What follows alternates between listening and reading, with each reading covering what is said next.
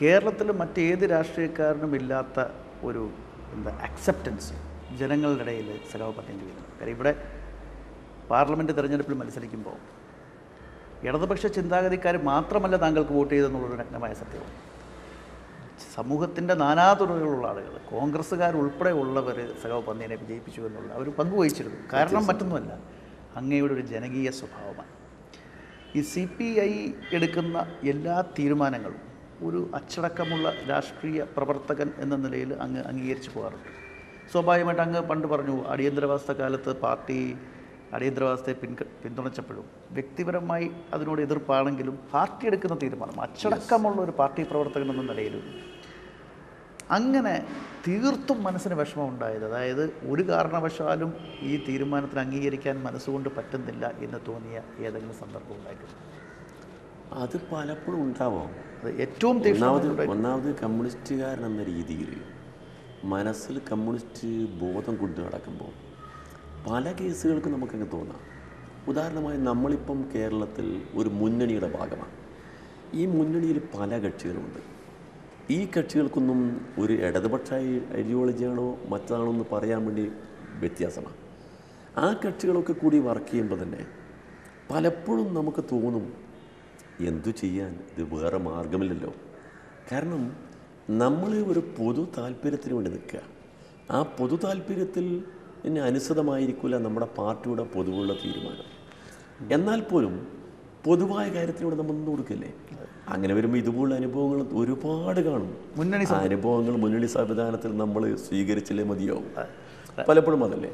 മുന്നണി സംവിധാനത്തിൻ്റെ കാര്യം പറഞ്ഞപ്പോൾ അതിലേക്ക് ഒരു ചോദ്യം വരാം. കാര്യം മുന്നണി സംവിധാനത്തിൽ ഇപ്പോൾ ഇടതുപക്ഷ ജനാധിപത്യ മുന്നണി എന്ന് പറഞ്ഞാൽ ജനങ്ങളോട് കൂടുതൽ അടുത്ത് നിൽക്കുന്ന ഒരു മുന്നണിയായിരുന്നു, അല്ലെങ്കിൽ ആയിരുന്നു എന്ന് മാധ്യമങ്ങൾ കുറച്ച് പേർ ഇപ്പോൾ പ്രചരിപ്പിക്കുന്ന കാര്യം ഇടതുപക്ഷ ജനാധിപത്യ മുന്നണി ജനങ്ങളിൽ നിന്ന് അകന്നു എന്നൊരു ഫീല് വരുത്താൻ മാധ്യമങ്ങൾക്ക് സഹായിച്ചു. സത്യമാണോ? ഇത് രണ്ടാമത്തെ കാര്യം. അത് ഒരു പോസ്റ്റ്മോർട്ടത്തിലേക്ക് പോകാൻ ഞാൻ ആഗ്രഹിക്കുന്നില്ല. പക്ഷേ ഇടതുപക്ഷ ജനാധിപത്യ മുന്നണിയിലെ ഘടകകക്ഷികളെ കൂട്ടുമ്പോഴും പുറത്താക്കുമ്പോഴും ഒരു കാര്യം കേരളത്തിലെ ജനങ്ങൾ ശ്രദ്ധിച്ചിരിക്കുന്നതെന്ന് പറഞ്ഞാൽ LDFിൻ്റെ മുന്നണി പോരാളികൾ CPMഉം CPIയും പിന്നെ RSPയും.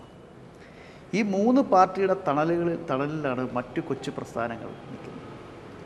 ഇപ്പോൾ ഈ ഇടയ്ക്ക് തന്നെ കേരള കോൺഗ്രസ് എന്ന് പറയുന്ന ഒരു രാഷ്ട്രീയ പ്രസ്ഥാനം അത് ഒരു വർഗീയ പ്രസ്ഥാനമാണെന്നുള്ള കാര്യത്തിൽ ആർക്കും സംശയം വേണ്ട. എങ്ങനെ കണ്ണട ഊരി നോക്കിയാൽ വർഗീയതയില്ലായിരിക്കും, പക്ഷേ കണ്ണട വെച്ച് നോക്കുന്ന ഒരാൾക്ക് അതൊരു വർഗീയ പ്രസ്ഥാനമാണെന്നുള്ള കാര്യത്തിൽ യാതൊരു സംശയവുമില്ല. അവരെ സംബന്ധിച്ചിടത്തോളം അവർക്ക് എപ്പം അധികാരം എന്നുള്ളതല്ലാതെ അവർ ഐഡിയോളജി ഒന്നുമില്ല, അധികാരം മാത്രമേ.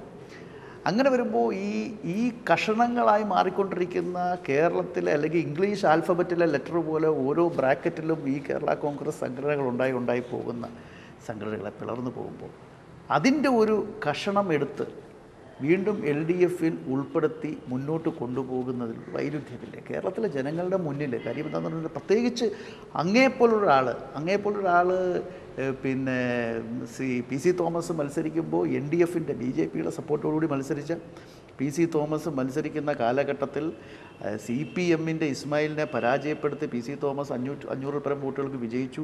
അന്ന് സ്വന്തം മുന്നണിയിൽ തന്നെ നിന്ന പലരും, ജോർജും ജോസഫും ഉൾപ്പെടെ ഉള്ളവർ PC തോമസിനെ സഹായിച്ചാണ് അവിടെ വിജയിച്ചത്. അത് യഥാർത്ഥത്തിലൊരു വർഗീയ ധ്രുവീകരണമാണ് നടന്നത്. ഇത് അങ്ങ് ചെയർമാനായിരുന്നുള്ള ഒരു അന്വേഷണ കമ്മിറ്റി ഇതെല്ലാം കണ്ടുപിടിക്കുകയും ചെയ്തിട്ട് അതേ PC തോമസിനെ തന്നെ LDFിൽ നിലനിർത്തുമ്പോൾ കേരളത്തിലെ ജനങ്ങളോട് അങ്ങേക്കെന്താ? ഞാൻ നേരത്തെ സൂചിപ്പിച്ചല്ലോ, മുന്നണി സംവിധാനത്തിൽ നമ്മൾ വരുന്ന പൊതുവായ വിഷയങ്ങളാണ്. അല്ലാതെ താങ്കൾ പറഞ്ഞിരിക്കുന്ന കാര്യങ്ങളെക്കുറിച്ചൊരു പോസ്റ്റ്മോർട്ടം നമുക്ക് സാധ്യമല്ല. മുന്നണി സംവിധാനത്തിൽ ഇതുപോലുള്ള ചെറിയ ചെറിയ പാർട്ടികളൊക്കെ വരിക അനിവാര്യമാണ്. ആ പാർട്ടികളുടെ കഴിഞ്ഞകാല സംഭവങ്ങളെക്കുറിച്ചെല്ലാം അന്വേഷിച്ച് പോകുന്നതല്ല. ഈ PC ജോർജ്, ഞാനിപ്പോൾ വേറെ ഒന്ന് ചോദിക്കാം. ഈ PC തോമസ് ഇല്ലേ, തോമസ് ഇതുവരെ കേരള കോൺഗ്രസിൻ്റെ ഭാഗമായിരുന്നല്ലോ. കേരള കോൺഗ്രസ് PG ജോസഫിൻ്റെ പാർട്ടി തന്നെയായിരുന്നു. പാർട്ടിക്ക് വേണ്ടി ഇടതുപക്ഷ മുന്നിൽ വരുന്ന ആളായിരുന്നു. ഈ PG ജോസഫും അതുപോലെ UDFകാരും ഇപ്പം പറയുന്ന പരാതികളൊന്നും അന്ന് പറഞ്ഞിരുന്നല്ലോ. കാരണം PC തോമസ് നേരത്തെ മത്സരിച്ചതും ഞാൻ അന്വേഷിച്ച കഥ താങ്കൾ പറഞ്ഞു, അതൊക്കെ ശരിയായ കാര്യമാണ്. അതൊക്കെ രാഷ്ട്രീയത്തിൽ ഇതാണല്ലോ, ഈ ഒന്നാമത് ബൂർഷാ പാർട്ടികളാകുമ്പോൾ ഉണ്ടാകുന്ന വ്യത്യാസമാണല്ലോ.